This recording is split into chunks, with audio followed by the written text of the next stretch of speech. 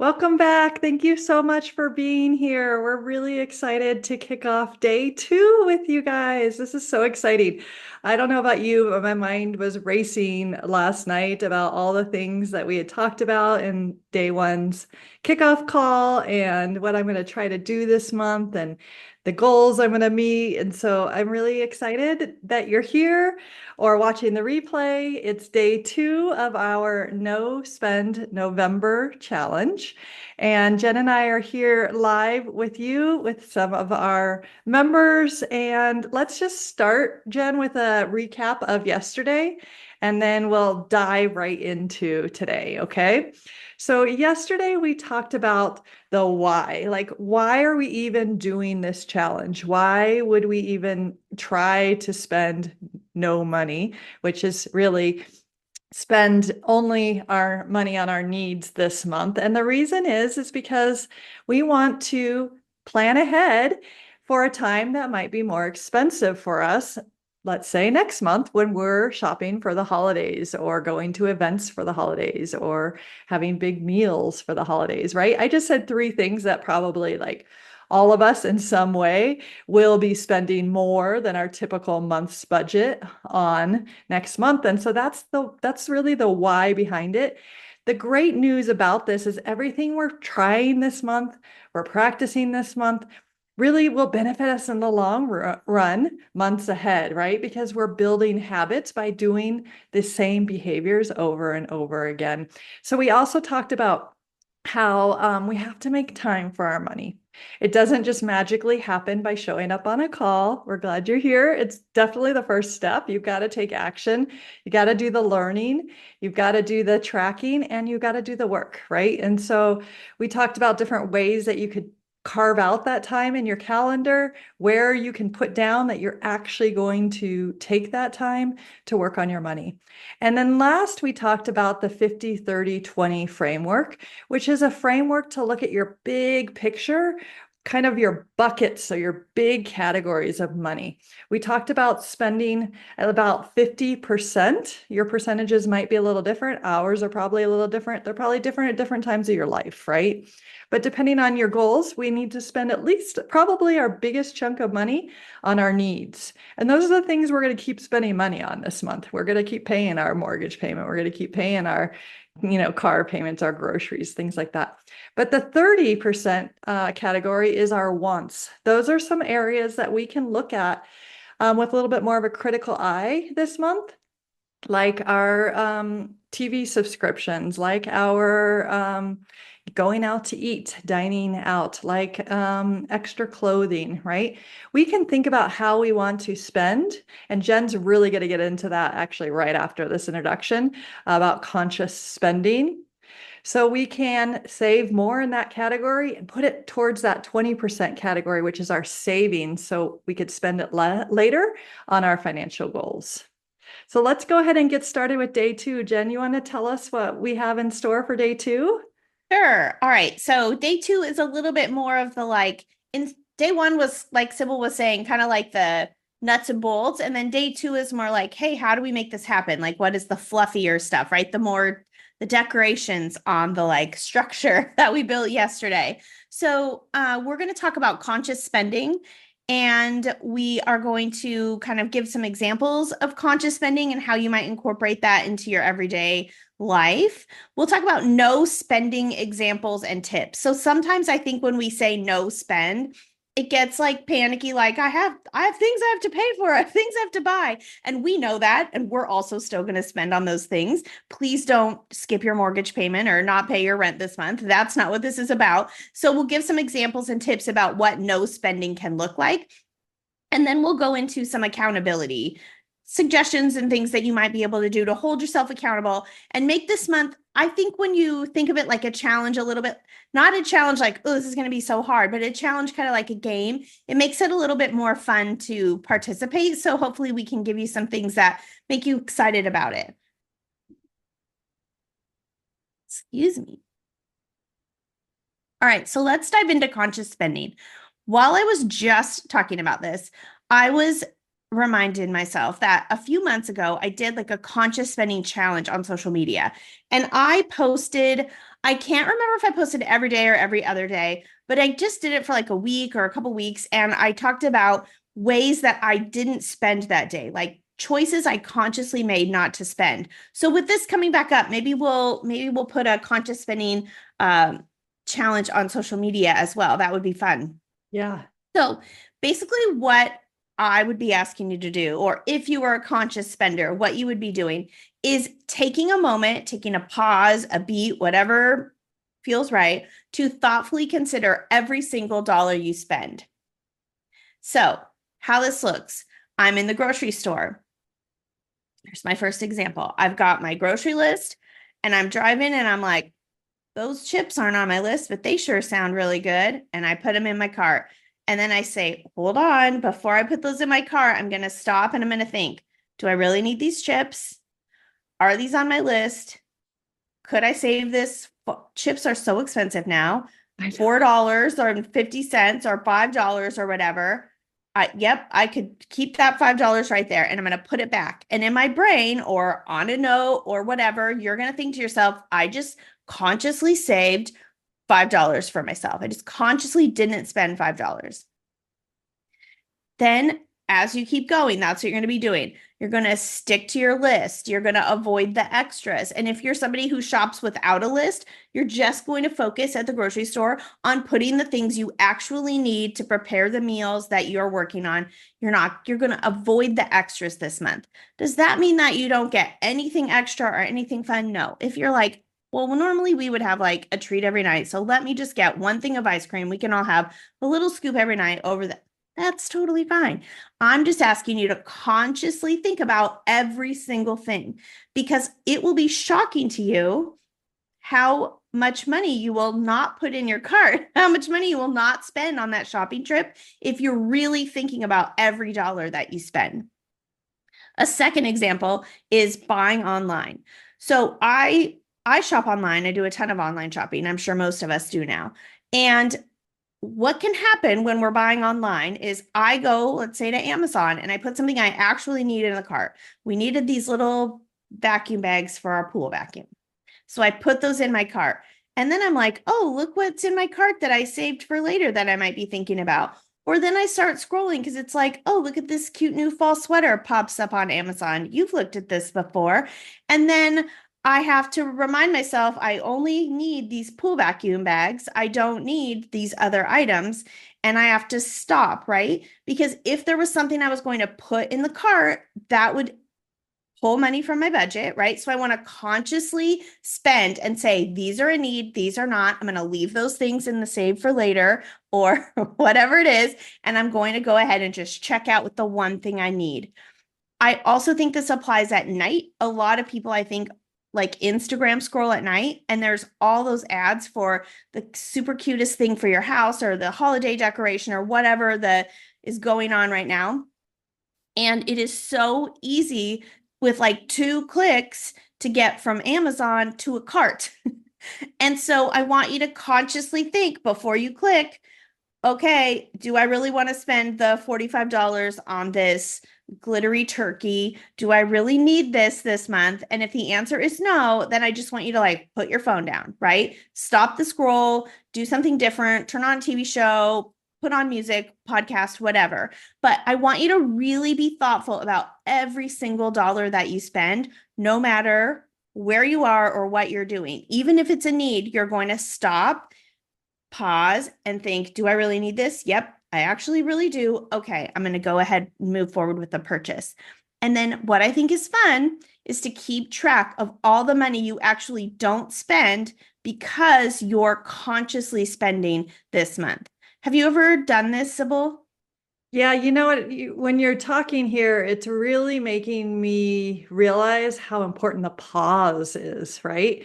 Because you can't become conscious of the decision until you pause. That is the moment we go from our subconscious of, I want that bag of chips. It's funny you brought up that example because I'm a chip lover. I'll eat chips over sweets any day. But our subconscious is like, oh, I haven't had those kind of Doritos in forever. And you like actually start taking the motion of grabbing it off the shelf, right? But it's that pause of like, wait, I'm trying to spend less this month. And then the remembrance of because next month I'm going to have higher bills because I'm going to be doing more holiday spending. And then I can say, do I need the bag of chips or not? Right. And like you Right. said, even at the end there, like even our needs, we want to think about our needs because we could push off some of our needs this month to January or something. I think you mentioned something like that in that community post recently, Jen, didn't you? Saying something Yeah. about January. What did you push off? If you I don't mind can't sharing. even I can't even remember what it was if I put something specific, but I was just thinking about something that I was like, do I need that now or can I know I need it, but could I just get it in January? Like, do I need it now or can I wait a couple months to purchase it? I can't remember what it was, but so yeah, I mean that is the key is we don't consciously spend all the time, right? When I'm at the grocery store looking at my list, I'm just chucking it in the basket. I'm like, oh, broccoli. Okay, let me get that. I'm not looking at the price of the broccoli most of the time, right? If it's on my list, I'm just getting it. But it's that pause to really stop and think about what it is you're purchasing. And if you don't also do it with the needs, then it doesn't become that habit. And even if you only want to have this habit for November, if you still have to do it for everything, right? Because otherwise, after a week or two, you'll just be like, oh, shoot, I just bought like three things I didn't really need because I forgot to stop and do my conscious spending. And I really like that you highlighted. So thank you for doing that. That you highlighted that the why we're doing this is what makes it easier to keep going, right? Don't forget, I'm conscious spending because I want to have more money to spend next month for my holidays. I want to be able to leave the grocery store and think, I just didn't spend $20. Now I could buy this $20 gift for somebody because I saved it into my project. I protected that budget this month, right? For my spending on the holiday things or whatever it is that you're no spending for. Maybe you're watching this video months from now and you're like, oh, we have a big birthday celebration coming up in our house next month. And I'd really like to be able to kind of blow the budget for that, right? Like go all in. So protect your budget the month before and conscious spend, and then you'll have a little bit of extra moving forward for that big event. This isn't just about the holidays, right? This really kind of works for anything. If you're going on vacation and you know you're going to spend a ton of money, you want to dining out on your vacation and you want to be able to buy souvenirs and all of those fun things and you don't really want to say no on your trip, say no at home the month or two before. So then when you go on your trip, you don't have to say no, right? It's Exactly. just And it's making that choices. motivation, right? That's why we're doing this as a challenge. Like, because it is a little bit hard, but it can be a little bit fun when you're like, but I get to spend it later. Mm. Yeah. So what do you think for you, Jen? Is it easier for you to do that in person, like at the grocery store, to like pause and consciously spend, or do you think it's easier for you to do that online and stopping the scroll? That's a really good question. So I actually think it's easier for me online because the item is not in my hand. And I don't know what it I can talk myself out of it pretty easily. I'm like, what if it like I'm thinking of a clothing item, not anything specific, but I'm just considering clothes. I don't know what the quality is. What if the fabric's not what I want it to be? What if it comes and I'm like, what if it doesn't fit right? Like it's easy for me to talk myself out of that stuff. Um, but when it's in person, if it's looking good in person and I'm like, oh, the sweater is so soft. Oh, cute. Oh, it's just the sleeves aren't going to be too long on me or, whatever it is, or those chips look so good. Like that's it. I think in person is harder for me. And online, I can like make something taste bad in my mind or make it scratchy or what I can give it negative qualities in my mind because it's not really there to argue with me. Yeah, that's a really good point because it's that consciousness of it, and it's like, but the sweater fits when you're in person. You don't know Yeah. if the sweater is gonna fit, even though there's free online free returns. There's a whole step in that. That's And you know what? Speaking of returns, that's an interesting one too, because with conscious spending and online, you could accidentally emotionally spend or, not like we all break out of what we're trying to do all the time, in fact, until it's a real strong habit. And even when it is, we do. You can always justify. I can return it though. Like so online might be harder in that way, right? I mean, you yep. can return in person too, but I feel like it's more the online, that line culture. I think for me, this is interesting because I like try to not go out very much. I'm a total homebody.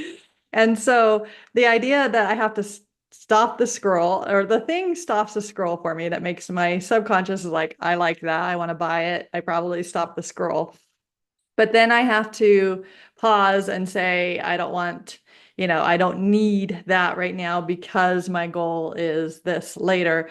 Um, that's the whole next step. But I guess you have their example too, like planning ahead. That's where the conscious spending happens, right? It's like, nope, Right. my plan is to not spend on clothing this month. And so, okay, you're not going to spend on clothing this month because you're going to get that next month. So That's right. amazing. So now I've got some examples for you of kind of just more examples and tips of no spending, right? So again, when we say no spend, some people are like, how do you go a whole month without spending any money? And that's not what we mean. We're really focusing on not spending on those wants, right? So here are some examples. Maybe for this month you avoid dining out.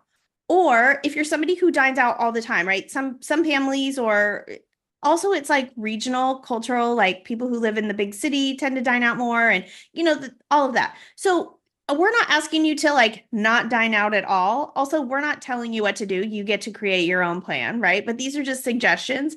But maybe instead of going out 3 nights a week, you cut it back to two or cut it back to one. And then you think, how much money do I normally spend? Like you can look at your bank statement or whatever and say, oh, we normally spend about this much money every time we go out. So now I've consciously saved that much money. You can like put it in that bank that I was talking about, right? You can like take your note. Okay, well, we didn't go out twice. So that's like another $100 in my save budget. And that's perfect. So you don't have to stop doing everything if it's kind of like how you do things, but you can make some quick changes to it. Again, I always use the coffee shop example because that was me personally, but I know there are also people who like stop at the convenience store every day for that drink and a snack, or stop at the store in the morning for, a bagel or whatever on your way to work. Maybe 1 week this month you make breakfast at home, or just like little changes like that where you can consciously make a change to save that money and keep it in your budget. Another example is to not get anything new for yourself, right? So you're like, okay, look, if you have a pair of shoes that you wear to work and they have like a hole in them and they need to be replaced, that's a need. Yep. Okay, that's not a want. If your kiddo's toes are poking out the end of his shoes, like that's a need, right? We're not asking you to not get those types of things. But if there was like these cute earrings or this like fun sweater or a piece of decor that you don't really need, those are the types of things that we're saying, like, don't get anything new, like avoid home goods, right? That's the play. I'm always buying things I don't need at Home Goods because everything is so cute and fun. And then I'm like, I don't need all of this. Like, so just that type of thing is what we're saying, like kind of avoid those new things that you don't really need. Again, let's say you're like, I really could use a new pair of black dress pants. Maybe you wear them to work all the time and you're like, I kind of could use a new pair. Maybe that's the kind of thing you could get in January, right? Is that the kind of thing where you're like, I can wait a month or two for them. I can wear these a few more times. It'll be fine. Those are the types of things also that you can think about. Gosh, we really do need this, but could we just wait a couple months till we're not spending as much money? Another one is find alternatives to going out. So I'm a huge fan of encouraging people to find alternative things to do. So just because you're not spending doesn't mean you can't have fun, right? So maybe your family loves to go to movies on the weekend. You and your kids, you always go to the movies on the weekend. So maybe and that gets expensive, right? Going out to the movies. So maybe you make an alternative where you have like family slumber party movie night and everybody like piles in the family room with blankets and pillows and you watch a fun movie in there with special snacks. That is still a much less expensive event, but you're still having fun. You're still doing something different than you would normally do. If you really want to get together with some friends, maybe you have a potluck or you all go in on like a pizza, which is like usually a little bit more affordable than some of the other types of food that you can go out for. Maybe everybody does like pick up pizza, meet at your house. That's a way to have an alternative to going out where you're still having fun, but you're just doing it on a more budget friendly level. Can I jump in Yeah, here, Jen? sure. I just was reminded when you were talking about finding alternatives to going out and kind of hosting events or figuring out, how to do it on a budget. I want to mention, if you haven't seen our recent podcast with Mara, the Joyful Hostess, check it out because she is an expert at that. And we had a great conversation around just decorating one part, of the house instead of the whole house, things like that. And then events like eventizing. I don't know if that's what you call it. Eventizing instead of going out to the movies, like you said, Jen, instead, having a movie night at your house. But I wanted to mention that. And then the other thing I wanted to mention was when you get creative in this way, it actually makes the habit easier and more fun, right? And that's just like why we're doing a challenge. We're trying to create habits here. And if you can do this over and over, at least, 3 to 10 times, it becomes what you do instead of so hard to do because you're saving money, right? And the other thing I wanted to mention is you can become a advocate, let's say, for lack of a better word, an advocate for talking about money in this way. So you can talk to your children if it's like a movie thing where you're not going to the movies, you're instead having it here. It's a great teaching opportunity to talk to your children about why we're making this decision to host it in our home instead of going to the movie theater, for financially why we're making this decision, and then the benefits of the experience. Think about it. We can pause the movie anytime we want, and we can go in the kitchen and we can have like a cookie decorating party and then come back. Can we do that at the movie theaters? No. And we can do that all for cheaper than buying 10 tickets for the movies, right? And so the lesson in that, and even if it's with adults, like the Female Finance Collective just wants to get you talking about money with people. And this is a way you can do that as well. Like, hey guys, I'm really trying to save this month. I'm actually participating in this No Spend November challenge. So I can't go to the movies this week, but I can host you at my house and do XYZ because I'm really trying to save money. And that will allow me to go to that ice cave in January. So I just wanted to throw that in there too. Like, it's an awesome opportunity because people don't know that you're the one they want to come talk to about money until you start talking to them about money. Like, I saw that in the schools I was in. I got really good at knowing the benefits plan and knowing the retirement plans. And so people would come to me for help on how I'm doing that in this particular school or country. And it wasn't unless I talked to people about it first that anyone would know to come to me, right?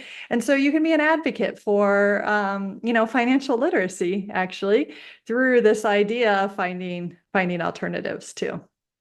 Yeah, that's a really good point. I think the biggest thing here is don't feel think of this as a positive thing. Don't Right. feel like, oh man, now I have to figure out something we can do at home. Like, think of it as something fun. Maybe your family like puts a bunch of slips of paper in a jar and you draw. What are we going to do for fun this weekend? And that type of thing. Because you can turn these things fun and then you can turn them into learning moments, right? Exactly like Sybil said. And I really like that you kind of highlighted sharing this with other people. And I think, in some video or something I've done at some point in my life, I was also sort of talking to like single women. Like, when I was single, I was like going out, right? I wanted to not be at home by myself all the time. So get your friends in on the action, right? Yeah. Hey, what fun thing can we do at home? Should we have like a pajama party and watch this movie and like everybody brings one snack and we hang out, and it'll like that. You will also have that as a fun memory with your friends, even though you're not out at a bar, right? So like, just really starting to think outside the box and leading by example and showing people like, hey, we can do a ton of fun stuff and not be blowing all of our money. And look how much money we'll have left over for next month, you know? Exactly. So that kind of lines right in with the tip. So stay focused on your goal. Your goal is to be able to splurge a little bit in December or whatever event, right, that you're no spending for. And so just kind of stay focused on that next month and what you're going to be doing with that extra money and get others involved. Make it fun. It's so much more enjoyable if you turn it into something fun rather than something you have to do. It's something you get to do. Hey, I learned about this fun thing that I can do where I can really be conscious. It's only 1 month, right? I can really be conscious and thoughtful about my spending this month so that next month we can really kind of go all out. I can buy the fancy wrapping paper instead of buying the discount paper that rips when I cut it, right? Because I have a few extra dollars and that doesn't feel like a splurge. It feels like I already prepared for this. So I think that is really the key. And then getting others involved again. I think we're going to talk about that here. Sybil's going to kind of take the lead on getting others involved. But that, again, I know I'm repeating myself a little bit, but I just want to emphasize that if you make it more of an event, I mean, I like to eventize everything, right? We've talked about this on the podcast and probably other things in the community. And if you make this into an event like, hey, let's see who can save the most money. Let's see who can no spend the most money this month. And I created a little 1-page worksheet for you that you can use as a plan to kind of say, okay, these are some things that I can no spend on. So it looks like this. It has little blue lines when you print it out, or little gray ones, depending if you do color, it's light blue. If you don't, it's light gray. So they're there. They're a little hard to see on the screen. But the idea was that at the top here, you would just make a list of places where you felt like you could cut back or get creative with your spending, where you could say things like, okay, I won't buy any new clothes. I don't need anything this month. I might cancel a couple subscriptions for November and December and then start them back up in January. I won't be home as much anyway. What are some things that you can use in a different way? I'm trying not to be too specific because I know for some people, if you get too specific and it doesn't apply to them, it's hard for their brain to go, okay, but what would? So I just try to give you some general examples here so that you can think, what are some ways that I feel confident I could cut back on or cut out altogether in this month? And then as we move down the sheet, what I thought would be fun, because this is how I would think is fun, is every time you save a little money, you're going to write it in one of those honeycombs, or you could make each one of those is worth like $10 and your goal is to like fill them all in, or you could write a dollar amount in them. And so at the store, if you put those $5 chips back on the shelf, like I was saying, that's $5 that you could put down on here on your challenge. And so if you started the month with a goal, let's say you're like, hey, if I could not spend $250 this month or $300, that would be amazing. So that's what would go in that box there. That would be your savings goal. And then through no spending, you would fill in those honeycombs. This is my vision. You put it however you want. You would put like, okay, grocery store, I saved 10. Oh, didn't eat out. We ate at home. It costs $10 for the groceries, but we saved 40 because it would have been 50 if we went out. 40 goes in the next one, and then you can add it up and see the total that you saved at the end of the month. At the bottom, I just left a little place for success strategies. This is like a fancy way. I wanted it to feel fancy. It's a fancy way of saying like, here's like my plan. Here's what I'm not going to do. If you have a friend who you know is a terrible influence on making you spend when you go out together, then don't go to the mall with that friend this month, right? Maybe make a different plan with them. So write that down. That's your success strategy. No shopping with whoever it is that's like a spending influence on you. Maybe your strategy is to like put some sticky notes around the house, like in your car. Maybe the screensaver of your phone is no spend November, be a conscious spender, or something like that just reminds you. So these success strategies are little things that you're going to do to help you be successful this month. Maybe it's get an accountability buddy, talk about this with your friends, let your family know, hey, we're all in this together. Think how much more fun December is going to be if mom's not like, we can't buy that, where we don't have enough money for that, or it'll be more fun. So I think this is just a way to like create a really simple plan, make it a little bit fun because you're putting that sort of fun challenge piece to it. And then help remind you, keep it kind of in your face, keep it in the forefront that this is a challenge I'm working on. This is the reason why, these are my goals, and this is how I'm going to get there. Yeah, so this is amazing. Thank you for putting this together for us. So I just put this in the link in the chat for all of you on the call right now. And then we will put this with the video with the replay so you can get it in the community and classroom as well. But for me, Jen, this kind of thing is what I need to do to help me stay accountable and to track my progress. Because if I just stay up in I'll do it, I'll be conscious spend, but I never physically write something down, I'm not going to be able to do it, right? Whether it's writing it down digitally, somewhere, or journaling, the actual physical act of handwriting actually makes more connections in the brain, and we're more likely to stick to our goals and habits. And that's what it's about. We are sacrificing a little bit this month by trying to not spend, right? But it's short term, and it has two benefits. One, we have more money later to spend. Two, we're building habits, right? And the habits are gold. It's like all that we can try to do is to just become this person who spends less, who saves more, right? Because Jen, we've talked about this so many times. It's really about the savings, no matter where you are. It's about, paying off high interest debt and then saving. But whether it's saving for the holidays, saving for your future, saving for emergencies, right? Yep. We just had to go to the ER vet last night, and we got a $425 bill. I didn't know that was coming yesterday when I was on this workshop. There you go. There's a little bit of my emergency savings spent, right? It's really ultimately about spending more, making more so you can save more to meet whatever your goals are.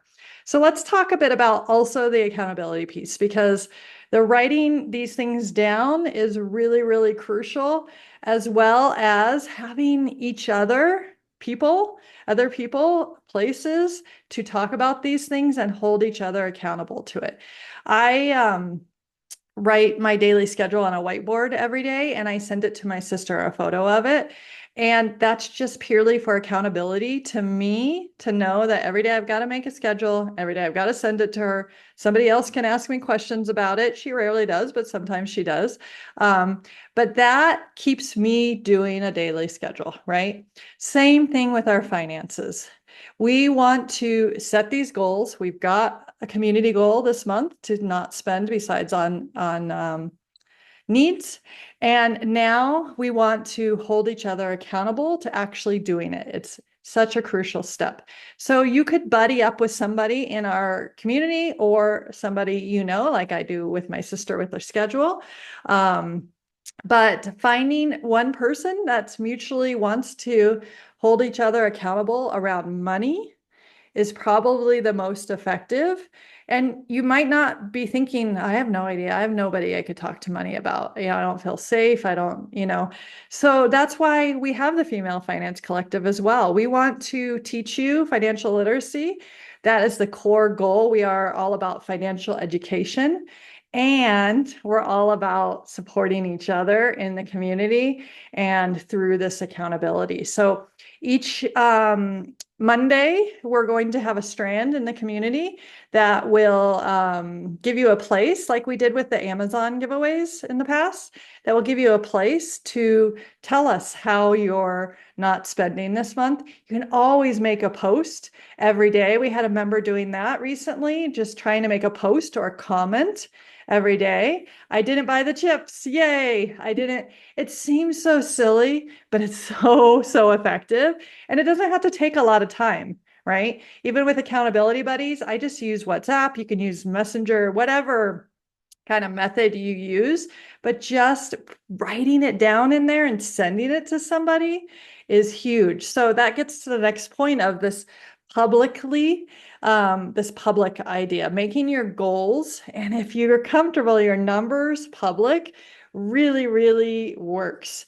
I'm really doing that right now with some of my new business ventures of making those numbers public and sharing that. And it's scary as heck. But the more I'm vulnerable and do it, the better, because people are like, this helps me. Oh my gosh, I thought I was alone. I can do this too, right? So you're helping yourself, but you're helping somebody else. And so doubling down on this accountability strand is actually, you can push yourself to do it. It's hard, but you can do it as public still can mean writing on your mirror. I talked about that yesterday, right? Write your goal on your mirror, write it on a sticky note and put it all over wherever it needs to go, right? That's making it public too. I'm looking at all my sticky notes around.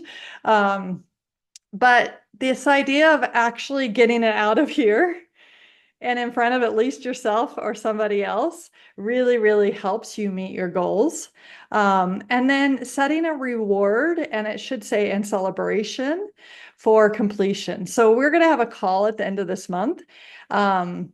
So we can celebrate our hard work this month, right? So we can celebrate all the ways we didn't spend. And in that celebration, what you end up doing is reflecting. And reflection, the process of reflection is really powerful for the subconscious brain because it becomes, we start teaching ourselves, this is how I do it, right? And there's going to be so many spend less strategies that we come up with and end up doing and trying this month that we'll get to celebrate all of those at the end of the month and put together, like what's going to work for us moving forward. Because we really want this challenge to be everlasting. It's super short term. So we're only making the sacrifices short term, right? But they won't be sacrifices anymore. They'll be habits later. Okay, so it might feel really, really hard right now. And we're so proud of you for being here and showing up and trying out this challenge this month. It's hard for us too. But you know what? We teach what we need. Jen and I are benefiting from this too. We promise you. We are also going to be more conscious spenders. We are also going to be holding each other accountable in the community with you. We are also going to be sharing our goals. And if we want to share our numbers, you guys remember the Jenga game we were playing for a while? I wanted to figure out how we could show our numbers of how much we were saving or investing and things like that. That's the goal of this month too, is like Jen said, I didn't buy that bag of chips. That's $5. Let's write that down on that planner and tracker. And then I can actually see the numbers. I actually saved $5. But if you don't take that step and write that down, you're less likely, your brain, your subconscious brain is less likely to process that as a future habit. It's just like a one-time event, right? We have all kinds of one-time events, but we want the subconscious brain to be like, this is not just a one-time event. This is what I do all the time. I always pause, right? If it's not like in that meal plan, especially the snack section of food. The snacks are the We have our hardest. food needs and we have our food wants. That's right. Sometimes I Those- push my cart right by those snack aisles. I'm like, don't even go down. Just keep it moving. Yeah, and you know what? Having lived in so many different countries around the world, American grocery stores are the toughest. It is crazy how big our snack sections are. The chip Yeah. section in the United States compared to many, many other countries is just it makes us want them. And they're smart. The marketing, they have the kids sugary cereals at the bottom, the cereal section too, right? Mhm. And they have the healthier stuff like way too high to reach. And I mean, it's all playing against us, folks. So we have to work hard to beat the system and make it a habit. I'm going to stop sharing my screen now. And as I do that, I want you to kind of think about what's your biggest takeaway today? What are you taking away from today? What are you excited about? What do you want to do this month? also think about like, what's that future? Why are you doing this? Why are you making this sacrifices? What do I want to um, do next month for the holidays? Or what do I want to do in January in 2025? We also talked about that yesterday, Jen, is like, how can we set ourselves up with habits and the way we do things so we're more prepared and less overwhelmed and more confident in 2025. So take a think. Let us know in the chat if you have some ideas. And also below this post, if you're watching this later, I can share my takeaway from today is really what you were talking about, Jen, about the conscious spending.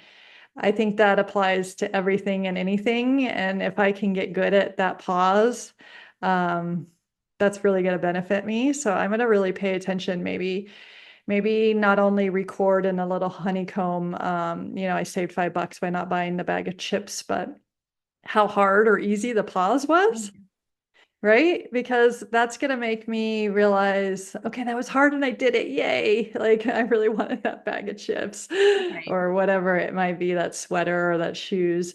And, like you said, Jen, I loved how you talked about the hole in the shoes is a need, but the worn down shoes is a later.